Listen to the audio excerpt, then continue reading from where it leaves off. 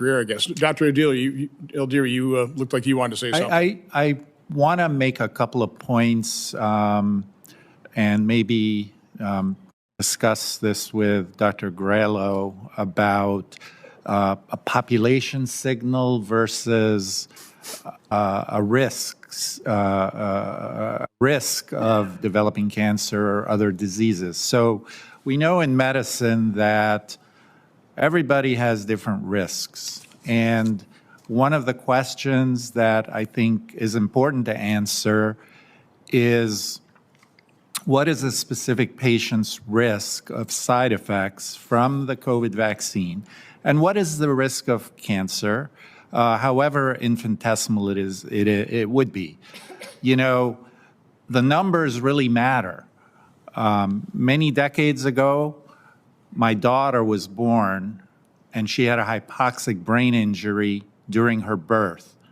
And nobody ever told me about what those risks were. Is it 1 in 100, 1 in 1,000, 1 in 10,000? I didn't know, and I'm a doctor. And I have to live with those consequences for the rest of my life. If I knew there was a chance of this that could have been prevented by a C-section, I would have had that done, and my daughter could be a beautiful person, functional in society.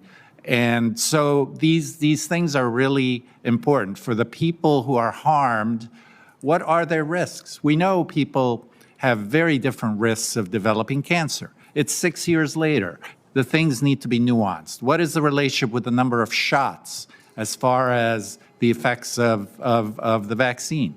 We need But again, we're not getting those studies because the people who, just pretty simple study, here's some plausible mechanisms of how the spike protein could cause cancer, they're destroying your career.